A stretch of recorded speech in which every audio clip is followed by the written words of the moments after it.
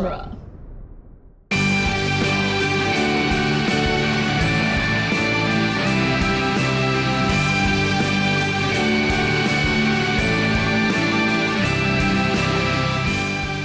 Dueling Genre Productions presents Geek by Night, Episode 16, Under the Bridge, Part 4, written by Michael Austin Gulick and Sean Gantwerker.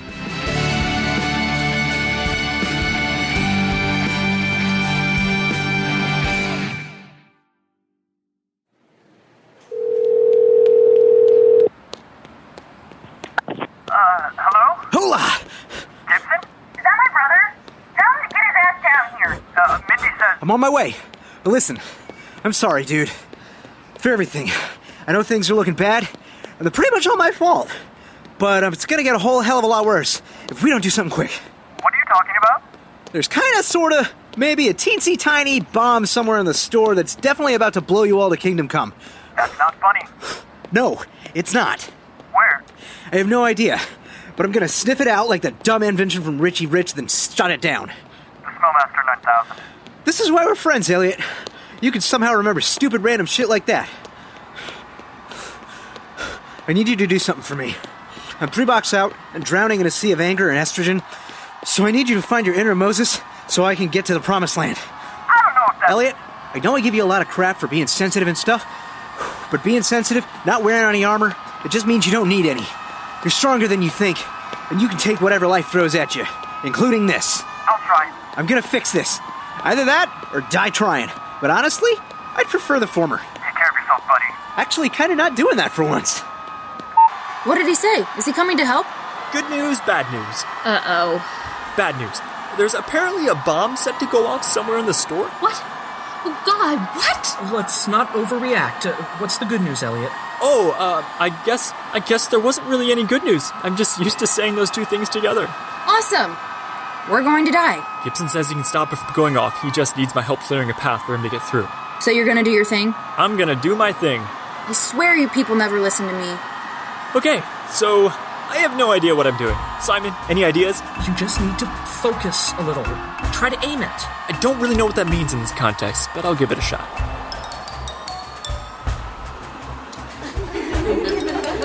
Sounds like you have their attention. I'm gonna run for it. Hopefully they'll follow me. Keep an eye on Gibson and make sure he can break through. I forgot how much I do not enjoy this. This is not a fantasy for me. Wait, no! We're in the middle of a riot. Where are you all going? We still have a store to vandalize. I don't think they can hear you, sir. Drat! Have we been foiled again, Billy? Indubitably, sir. Marcy, Peppermint Patty, out of the way! Where do you think he's going in such a hurry? I'm not sure, sir. Bathroom emergency? Ah, yes. I'm all too familiar with that particular dance. That reminds me, Billy. I'd like to get a bidet installed in my office. I always wanted to try one of those. Me too, sir. Me too. Well, you can get your own. This one will be mine. Of course, sir.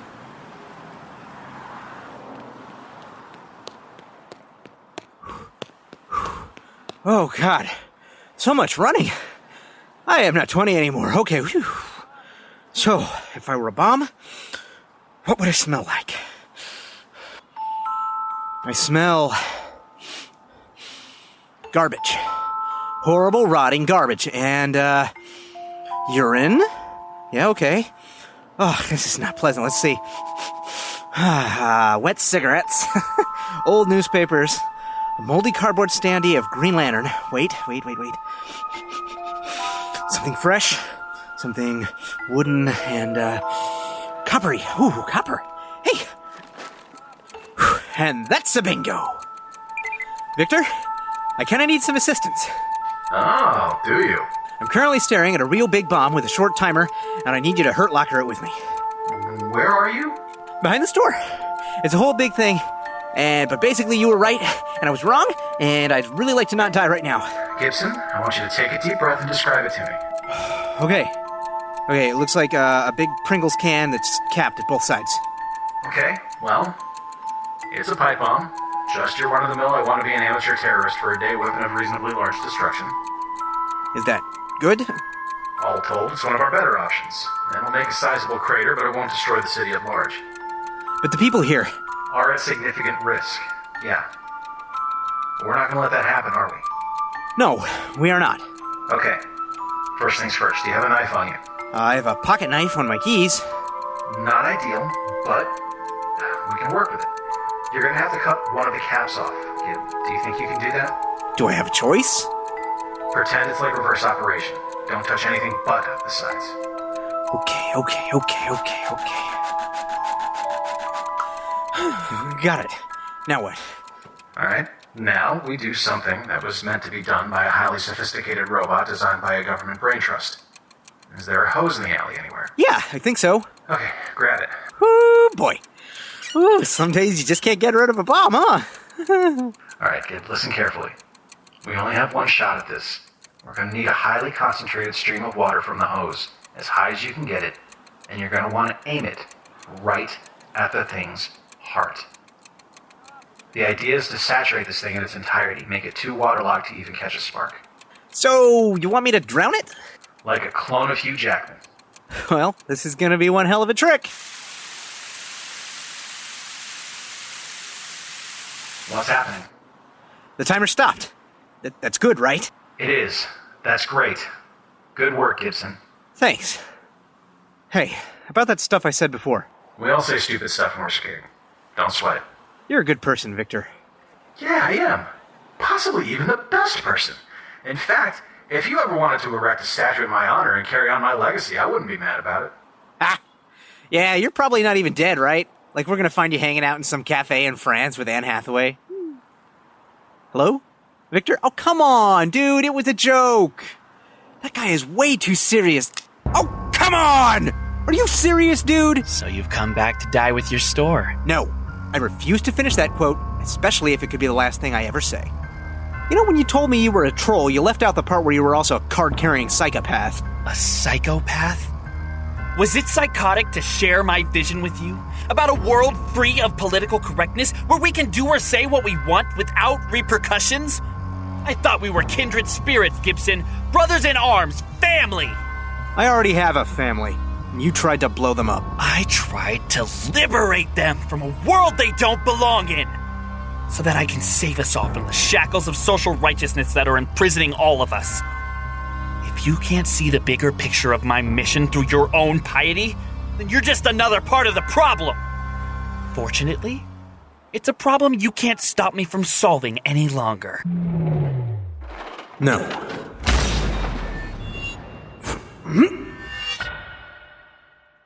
Holy shit! You just dodged a friggin' bullet! How the hell did you do that? Don't know. Quick time event? Don't worry about it. What you should be worried about is what's going to happen next. And what's that? You're going to be taken to the deepest, darkest corner of Swift Industries, where a cell will be waiting to be the last place you ever call home. How's the internet access? Non-existent. Yeah, see, that doesn't really work for me. Why would I care what works for you? Because of who works for me. Specifically the half dozen or so advocates pointing laser-sighted rifles at your head, neck, and chest right now. Wow. Overkill much? Maybe. But you can never be sure when your target can dodge a bullet. You can, however, be pretty certain he can't dodge 6. Fair point. But how would I know these aren't just laser pointers? You don't. Oh, but I invite you to find out for yourself. Pass. Good. Now, here's what's really going to happen. You're going to back away slowly and into your sad little comic book shop to reunite with your sad little friends and have a sad little life together. And what are you going to do? Whatever I damn well please. That's what this whole thing was all about. Freedom. Maybe one day you'll understand that. And when that day arrives, you have my Twitter handle. Oh, and if you're thinking about raiding our headquarters, don't bother. The boys back at base are already in the process of relocating us. By the time you chase our fire, all you'll find is smoke. Maybe, but we'll track you down, sooner or later. I look forward to it. You know, I bought your lunch today. You never said thank you. And now I'll never have to.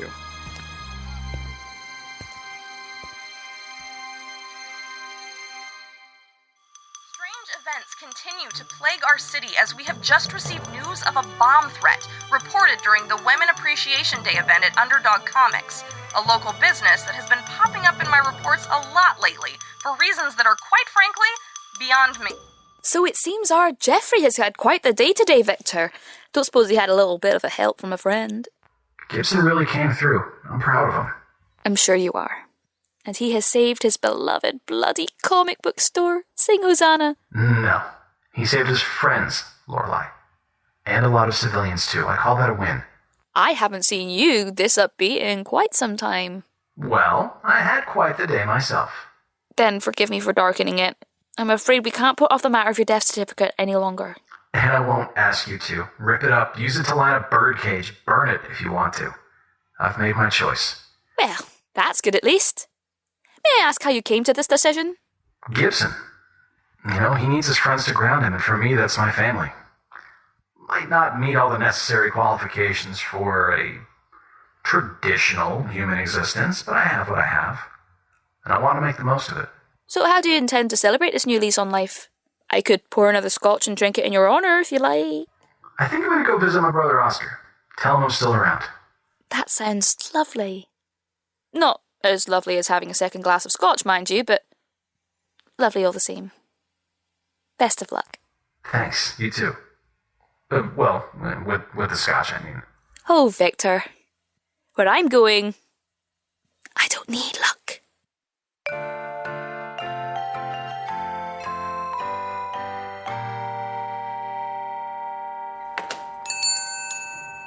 Jeff! You're alive! Does that mean you took care of the bomb, or are you coming to tell us that we're all about to die?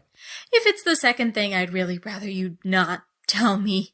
I don't think I could handle it. Victor helped me disarm it. No one's getting blown up. The IR got away, though. He was here? Yeah. Pulled a gun on me, actually. Holy crap. Are you okay? Yeah, I'm fine. Well, I mean, he definitely tried to shoot me, but I dodged the bullet, so it didn't hit me. Did you just say you dodged the bullet? Yep. Must have gained enough experience points to level up and unlock a skill upgrade or something. That's incredible. I'm going to need a descriptive recounting of exactly what happened so that we can attempt to recreate the event in a controlled environment. Is that your simony way of telling me you're going to fire a gun at me? I don't see how else I could effectively analyze your new power set. Cool. Yeah. Great. I saved the store and Simon wants to shoot me. Hey, those two things are completely unrelated. So if you went all Neo on that Ire guy, how'd he get away? He had backup. Lots of backup. But hey, the store is safe. So that's all that matters, right? That, and the fact that you're apparently not a bad guy anymore, unless... You're not going to, betray us while our guard is down or something right now, are you? No, my Foot Clan days are definitely over. From now on, I'm going to try to stay focused on truth and justice and stuff. Speaking of which, how did Women's Day go? Well, like most things we do, it started off with the best of intentions, and then it kind of fell flat on its face and never recovered. It was basically the new Fantastic Four movie in event form. Come on, Gwen, none of that was our fault. Everything was going great until Max kind of took over and ruined the last 20 minutes. Oh my god, it was exactly like the new Fantastic Four movie. Well, that doesn't sound great. Did you manage to win over that Amanda lady at least? Actually, I'm not totally sure what happened to her. I've just been going through back issues. Found some pretty good stuff, I think. Is the event over or something? Where'd everybody go? They had to run. Sorry, that was really lame. Can we pretend I didn't just say that? We can pretend all you want, Min, but I, for one, am never going to forget. Not that I'm complaining or anything, Amanda, but why were we in the back this whole time instead of at the event anyway? I mean, we sort of put it together as a big apology to you. I never wanted any of that, though. I just wanted a store where I could buy comic books in peace, you know? Maybe get a few suggestions of what to read from the people who work there, and make a few friends along the way. With what happened the other day, I wasn't looking for any kind of grand gesture or anything. I just wanted an apology. Guess that's my cue, then. Look, Amanda, I'm sorry for being such an ass yesterday. I've been thinking about why I acted like that, and I think I'm just scared. Scared of the future, scared of the present, but mostly I'm just scared of change. It scares me that I'm getting older. It scares me that my little sister is about to graduate from college when I dropped out my sophomore year. I feel like life keeps moving forward and I'm never going to catch up. The only thing that doesn't scare me is, comic books, movies, geek stuff, the stuff I can still understand, the stuff that doesn't challenge me. So when it does start challenging me, when it starts to grow up to, it scares me. My whole life, comics have given me so much comfort and safety that anyone having the opposite reaction never even occurred to me.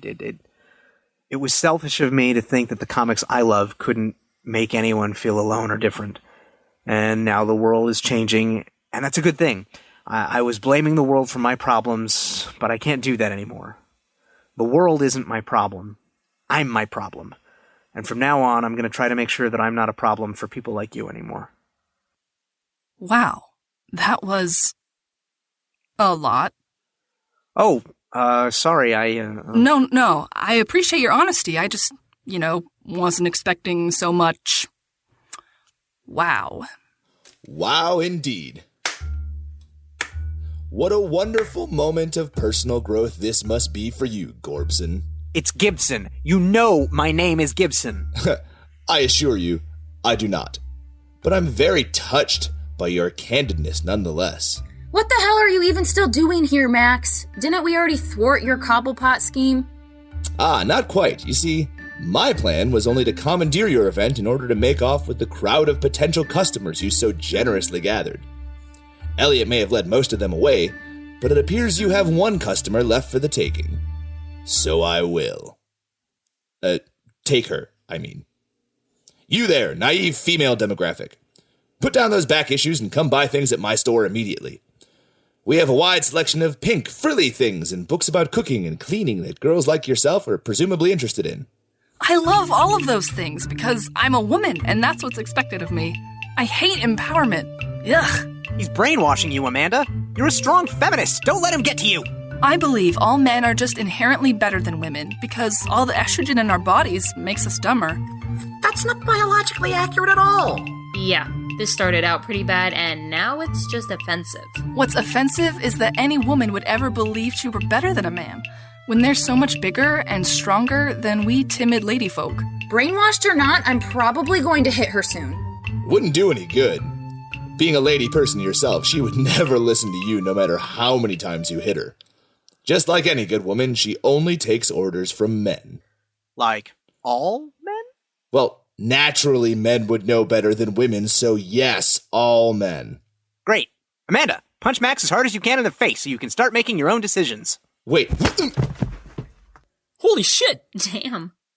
Max must have a hell of a glass jaw. He's out cold. Did I just punch that guy? You did. Fulfilling a fantasy I think we have all had since we met him. Good work, Gibson. Looks like knocking Max unconscious disrupted his power over Amanda. Power? What are you talking about? Don't worry about it. How about I just ring up those back issues you picked out? I mean, assuming I still work here, I guess. Oh, right. That. Listen, Gib, we didn't mean to gang up on you like that yesterday. Yeah. It was really out of line. No, I'm glad you guys did that. I need to know there was a limit to how much my crap you guys are willing to take. Gib, without you being you, the store would be a hole in the ground. You really saved the day, buddy. Sometimes the world needs a troll. You just had to learn to use your powers for good. So I can still get mad at stuff? You wouldn't be you otherwise. And I get my job back? You get your job back. All right. Jeff Gibson, back in business. Now, Amanda, how about we get you some ice for that right hook? That sounds great, actually. My hand, really hurts. So, what back issues did you end up with? I got a few of the new Batgirl, some issues of Captain Marvel, and then I found an Orphan Black comic, and I really liked the show, so I thought I'd try it out. Can I make a suggestion? Sure. Skip the Orphan Black comic. The show is great, but the problem with licensed comics is that all the important stuff has to be saved for the show, so the comics are left with super lame side stories that can't affect anything. Not worth it. Oh, thanks. That's actually good advice. If you want to read a comic based on a TV show you love, try picking out ones based on shows that are over but are continuing in comics. Those are usually the only ones that really matter. Any recommendations? How much time do you have? I can't say I thought this whole situation would end with them walking off into the sunset, but it looks like somehow, despite himself, Gibson made a new friend. Do we really think it was the best idea to give Gibson permission to be a troll? Yeah, isn't that just asking for trouble? Maybe. I'm sure there's going to be a lot of people that hate him. It won't be easy. Gibson isn't the employee Underdog Comics deserves, but he's the one it needs right now. So we'll reprimand him, because he can take it. Because he's not just our employee. He's a loquacious guardian, a spiteful protector, a snark knight. Where's the minigun? Somebody call in an airstrike. We're getting eaten alive. Shit, I'm hit. I gotta respawn. Cover me from sniper fire. I can't. Some dick's using an unlimited ammo mod and keeping me buried under fire. I'm trapped in cover. If I move, I'm dead. A new player has entered the game. What's happening over there? Somebody just saved my ass. Hey, little brother. Victor? Did your brother seriously just save you? That's so lame. Betrayal! Oh, what? Your brother shot me. As soon as I respawn, I'm gonna... Big Bobby Bickle 1999 has left the game. You're gonna have to wait for the next game. When did you start playing online, Victor? Look, I know I've sort of been out of the picture for a while. To say things have been crazy, well, that'd be a pretty big understatement. But I'm back around now, and I promise it's gonna stay that way if I have anything to say about it. Cool, Vic. I've missed you. I'm glad to have you back. I'm glad to be back. What do you say? You want to shoot some trash-talking 8-year-olds in the face or what? Always.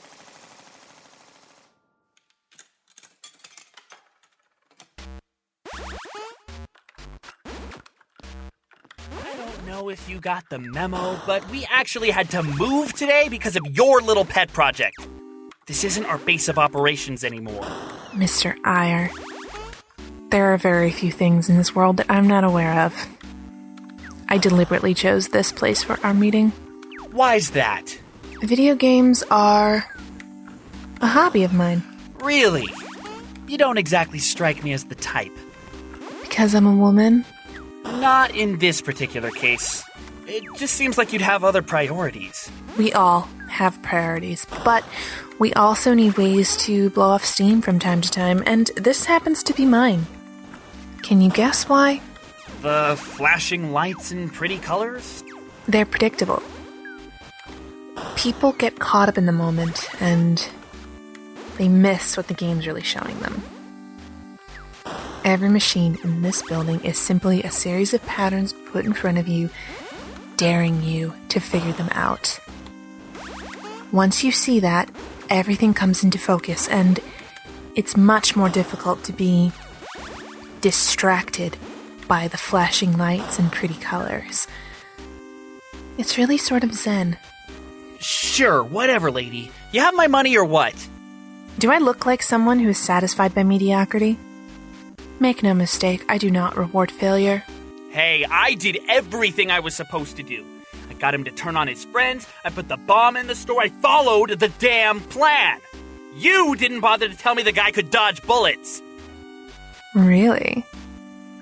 Well, that is impressive. It's something, all right. And I think I deserve a little compensation for services rendered. That's not really how this works, but given the extreme and rather unique circumstances of this particular endeavor, I find myself unusually empathetic. In light of that, I have something else on the horizon. Something very big, and I would like to offer you a chance to be a part of it. How big we talking? Big enough to change everything. Something that big is going to take a lot of manpower. Something you have an abundance of. They won't come cheap. That won't be an issue. They're going to want more information, though. I need to know what we're working toward. All this talk about focus and patterns and predictability? What's it all mean? What are you preparing for? It's simple, Mr. Eyre. The game is about to get bigger.